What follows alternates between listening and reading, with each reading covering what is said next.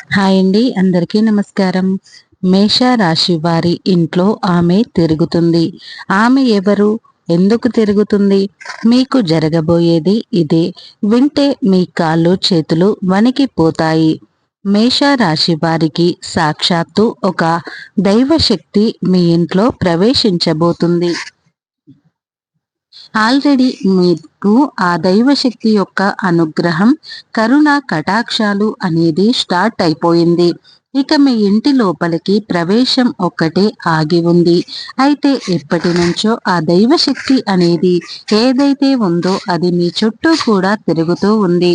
ఇక ఆ దైవశక్తి ఎప్పుడు మీ దగ్గరకు చేరుదామా, అలాగే మీ జీవితంలో ఉండేటటువంటి కష్టాలు హరించి వేసి చక్కగా మీ దగ్గరకు వచ్చి మిమ్మల్ని కాపాడుకుంటూ మీకు వచ్చేటటువంటి ప్రతి ఒక్క ఆపదని కూడా తరిమి కొడుతూ మిమ్మల్ని చల్లగా చూడడానికి ఆ దైవశక్తి మీ చుట్టుపక్కనే తిరుగుతూ ఉంది. ఈ 2024వ సంవత్సరం డిసెంబర్ 25వ తేదీ నుంచి ఆ దైవశక్తి మీ ఇంట్లోకి ప్రవేశించబోతుంది. అలాగే మీకు మంచిగా ప్రతి ఒక్క సంకేతాన్ని తెలియజేస్తుంది. అయితే దైవశక్తి ఎంత సైలెంటుగా అయితే మీ జీవితంలోకి ప్రవేశిస్తుందో, మీరు కానీ ఆ దైవశక్తిని గుర్తించలేకపోతే మాత్రం మీ జీవితంలోకి వచ్చిన ఆ హ్యాపీనెస్ అంతా కూడా సైలెంట్గా తిరిగి వెళ్ళిపోవచ్చు. అయితే ఈ ఒక్క మేష రాశి వారు తీసుకోవలసిన జాగ్రత్తలు ఏమిటి, అలాగే మీకు వచ్చే సంకేతాలు ఏమిటి, ఆ దైవశక్తి మీ ఇంట్లోకి వచ్చే ముందు మీకు చెప్పే ప్రతి విషయాలను కూడా ఎంతో క్లియర్గా ఇప్పుడైతే ఈ వీడియోలో అయితే మనం వివరంగా తెలుసుకుందాం. రాశి చక్రంలో మేషరాశి అనేది మొదటి రాశి.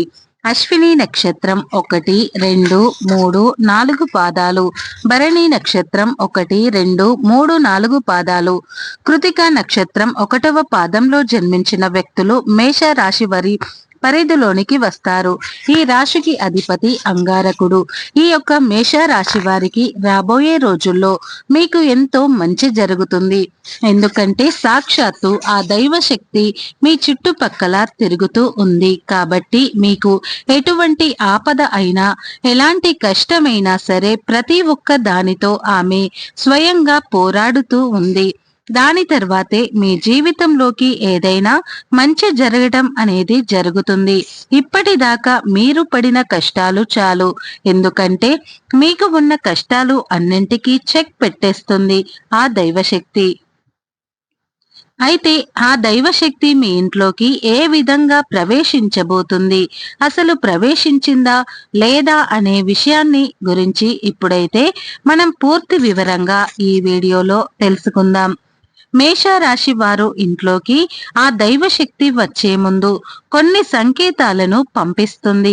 అందులో మొదటి సంకేతం ఏమిటి అంటే, మీరు పడుకున్నప్పుడు సడన్ గా నిద్రలో మెలకువ రావటం. మీకు నిద్రలో మెలకువ ఎప్పుడైతే వస్తుందో, అది కూడా బ్రహ్మ ముహూర్తంలో మీకు ఎక్కువగా మెలకువ అనేది వస్తుంది. అంటే ఉదయం 3 గంటల నుంచి ఉదయం 5 గంటల లోపు సమయాన్ని బ్రహ్మ ముహూర్తం అంటారు. అంటే ఉదయం అంటే తెల్లవారుజామున మీకు తెలియకుండానే బ్రహ్మ ముహూర్తంలో మెలకువ అనేది వస్తుంది. ఇక దానికి తోడు మీరు ఎక్కువగా చెడు మాటలు మాట్లాడటం, వేరే వారి గురించి చెడుగా మాట్లాడడం, అలాగే వేరే వాళ్ళు ఎవరైనా చెడుగా మాట్లాడుతున్నా, అలాగే అన్యాయం జరుగుతున్నా కూడా మీరు వాటిని అసలు సహించరు. మీకు కోపం వస్తుంది. కోపం అంటే మీకు వచ్చే విపరీతమైన కోపం కాదు. ఎందుకు ఈ మనుషులు ఈ విధంగా మాట్లాడుతూ ఉన్నారు, దీనికి ఇంతగా మాట్లాడవలసిన అవసరమైతే లేదు కదా అనే భావన అయితే మీకు తప్పనిసరిగా కలుగుతుంది. అయితే మీరు ఎక్కువ శాతం ఒంటరిగా ఉండడానికి ఇష్టపడుతూ ఉంటారు. ఇక రెండవ సంకేతం ఏమిటి అంటే మీ మనసు ఒక్కసారిగా దైవశక్తి అంటే ఆధ్యాత్మికత వైపు మల్లుతుంది. అంటే మీ యొక్క మనసు అలాగే మైండ్ రెండు కూడా ఎక్కువ శాతం దేవుని వైపే ఉంటుంది. మీరు ఎక్కువగా గుడికి వెళ్ళడానికి, పూజలు చేయడానికి అలాగే దేవుడి దగ్గర ఉంటే చాలు, నాకు ఎంతో ప్రశాంతత కలుగుతుంది అనే భావన మీ మనసులో వస్తూ ఉంటుంది. అలాగే మరొక సంకేతం ఏమిటి అంటే మీరు ఎక్కువ శాతం ఎప్పుడైనా జనాల మధ్యలో కూర్చుని వాళ్ళు మాట్లాడేటప్పుడు అనవసరమైన మాటలు మీకు ఏ మాత్రం కూడా ఇంట్రెస్ట్ అనేది అనిపించదు, ఉండదు కూడా. మీకు ఎంతసేపటికి సేవా భావన అలాగే ఆ భగవంతుని స్మరించుకోవటం, ఆ భగవంతుని నామజపం చేయటం, మంచి మాటలు వినటం, అదే విధంగా ప్రశాంతంగా ఒంటరిగా ఉండి మెడిటేషన్ చేసుకోవటం ఎక్కువ శాతం మీకు పీస్ ఆఫ్ మైండ్ అనేది ఉంటుంది. అక్కడే అర్థమైపోతుంది కదా. ఎలా అంటే ఒక మానవుడు ఎప్పుడు చూసినా డబ్బు మీద ఆశ అలాగే దురాలోచనలు కలుగుతూ ఉంటాయి. అంటే మనిషి ఎక్కువగా నేను ఇది ఎలా పొందాలి, అది ఎలా పొందాలి అని చెప్పి తన మనసుని అలాగే మైండ్ని కూడా ఎప్పుడూ కూడా పరిగెత్తిస్తూ ఉంటాడు. కానీ ఎప్పుడైతే వీటన్నింటి మీద మోహం అనే ఇంట్రెస్ట్ అనేది తీరిపోతుందో అప్పుడు మంచి రూపంలో నడుస్తారు, అంటే సన్మార్గంలో నడుస్తారు. ఇక ఆ సమయంలో మనిషికి ఇవన్నీ కూడా ఎక్కువగా చేరువవుతూ ఉంటాయి. కాబట్టి ఈ సంకేతాలన్నీ కూడా మీకు చాలా ఈజీగా తెలుస్తూ ఉంటాయి. ఎటువంటి సంకేతాలు మీకు రావటం స్టార్ట్ అయితే కనుక అప్పుడు మీరు అర్థం చేసుకోండి, ఆ దైవశక్తి అనేది మీ ఇంట్లోకి ప్రవేశించబోతుంది అని. ఇక అక్కడి నుంచి మీకు ఎటువంటి కష్టాలు అనేవి ఉండవు. ఇప్పటి వరకు మీరు చేసిన ప్రతి ఒక్క పనిలో ఏవైతే ఆటంకాలు వచ్చాయో అవన్నీ కూడా తీరిపోతాయి. అలాగే మీకు ఎటువంటి ప్రాబ్లమ్స్ అనేవి ఉండవు. అది మీ కుటుంబ పరంగా కావచ్చు, అంటే మీ ఇంట్లో మీ తల్లిదండ్రులు కావచ్చు, మీ జీవిత భాగస్వామి కావచ్చు, అలాగే మీ పిల్లలు కావచ్చు, వాళ్ళతో కూడా మీ యొక్క సంబంధాలు అనేవి మంచిగా మెరుగుపడతాయి. అలాగే మీ యొక్క ఉద్యోగ జీవితంలో వచ్చేటటువంటి ప్రతి ఒక్కటి ఏదైతే స్టెప్ తీసుకోవాలి అని మీరు అనుకుంటున్నారో దానికి ఈ సమయం అనేది మీకు ఎంతో మంచి అవకాశం అనే చెప్పుకోవచ్చు. అలాగే ఉద్యోగంలో మీకు ప్రమోషన్స్ అనేవి ఉంటాయి, శాలరీలో ఇంక్రిమెంట్స్ అనేవి కూడా ఉంటాయి. అదే విధముగా ప్రతి ఒక్క పని కూడా మీకు తెలియకుండానే ఎటువంటి అడ్డులు లేకుండా సజావుగా సాగుతూ ఉంటాయి. ఇదంతా కూడా మీకు తెలియకుండానే ఆ దేవత అనుగ్రహంతో ప్రతి ఒక్క అవకాశం అనేది మీ దగ్గరకు చేరుకుంటూ ఉంటుంది.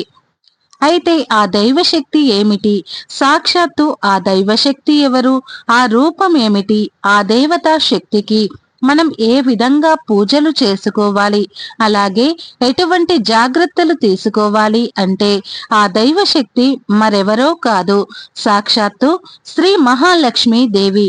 అవునండి, ఇది నిజం. ఆ తల్లి ఈ నెల డిసెంబర్ 25వ తేదీ నుండి మీ మీద అనుగ్రహం అనేది చూపించబోతుంది. ఇక ఆ ధనలక్ష్మీదేవి మీ ఇంట్లోకి రాబోతుంది. ఆ లక్ష్మీదేవి మీ ఇంట్లోకి వస్తే కనుక మీకు ఎలాంటి కష్టాలు కానీ బాధలు కానీ ఉండవు. అలాగే ఆర్థిక పరంగా మీకు డబ్బుకు సంబంధించి ఎటువంటి లోటు అనేది ఉండదు. అయితే లక్ష్మీదేవి అమ్మవారు మీ ఇంట్లో ఎటువంటి స్థానంలో నివాసం ఉంటారు అని అంటే మీ ఇంటి గుమ్మం ముందు, అంటే మీ ఇంటికి ఎంటర్ అయ్యే ప్లేస్ ని బ్రహ్మస్థానం అంటారు. ఇక ఆ బ్రహ్మస్థానంలోనే అమ్మవారు నిలిచి ఉంటారు. అయితే ఆ బ్రహ్మస్థానాన్ని మీరు ఎప్పుడూ కూడా ఎంతో చక్కగా శుభ్రంగా ఉంచాలి. అక్కడ ఎటువంటి చెత్త కానీ చెదారం కానీ డస్ట్బిన్లు లాంటివి కూడా అలా దగ్గర పెట్టకూడదు. అలాగే చెప్పులు కూడా అసలు ఆ చోట పెట్టకూడదు. అలా గుమ్మం ముందు చెత్త చెదారం చెప్పులు ఉంటే కనుక లక్ష్మి అమ్మవారు తిరిగి వెళ్ళిపోయేటటువంటి అవకాశం కూడా ఉంటుంది. కాబట్టి ఇవన్నీ లేకుండా మీరు ఆ బ్రహ్మస్థానాన్ని ఎంతో పరిశుభ్రంగా ఉంచుకోండి. నిత్యం అక్కడ పసుపు కుంకుమలతో మీ గుమ్మాన్ని అలంకరించుకోండి. అలాగే అమ్మవారిని ఆహ్వానిస్తూ గుమ్మం దగ్గర 2 దీపాలను వెలిగించండి. ధూపం వేయండి. మీకు కుదిరితే ఆ స్థానంలో తులసి చెట్టును పెట్టి పూజించండి. మేము చెప్పినటువంటి ఈ జాగ్రత్తలు తీసుకుంటే సాక్షాత్తు ఆ శ్రీ మహాలక్ష్మీదేవి కటాక్షం మీ మీద కలుగుతుంది. అలాగే మీకు తోచిన విధంగా పేదవారికి దాన ధర్మాలను చేయండి. అనాథాశ్రమంలో ఉండే పిల్లలకు లేదా వృద్ధులకు ధన రూపేణ లేదా వస్త్రదానం లేదా అన్నదానం చేయండి. తద్వారా ఆ లక్ష్మీమాత సంతోషించి మీకు అష్ట ఐశ్వర్యాలతో పాటు అపారమైన పుణ్య ఫలితాన్ని ప్రసాదిస్తుంది. అలాగే మేము చెప్పిన ఈ సంకేతాలన్నీ కూడా మీకు కనుక కనిపించినట్లయితే ఈ యొక్క మేషరాశి వారి ఇంట్లో ఆ దైవశక్తి అంటే లక్ష్మీ అమ్మవారు నివాసం ఉన్నారా లేదా అని మీకు స్పష్టంగా అర్థమవుతుంది. మరి తెలుసుకున్నారు కదా. ఈ వీడియో మీకు నచ్చినట్లయితే లైక్ చేయండి, షేర్ చేయండి. అలాగే మా ఛానల్ని సబ్స్క్రైబ్ చేసుకొని మాకు సపోర్ట్ చేయండి. ఎందుకంటే మీ సపోర్ట్ అనేది మాకు చాలా అవసరం. అలాగే మేము పెట్టే ప్రతి వీడియో మీకు నోటిఫికేషన్ ద్వారా రావాలి అంటే పక్కనే ఉన్నటువంటి గంట సింబల్ ని యాక్టివేట్ చేసుకోండి. ఈ వీడియో నచ్చితే కామెంట్ బాక్స్ లో ఓం నమ శివాయ అని తప్పకుండా కామెంట్ అయితే చేయండి. ఈ వీడియోని పూర్తిగా చూసినందుకు మీకు ధన్యవాదములు.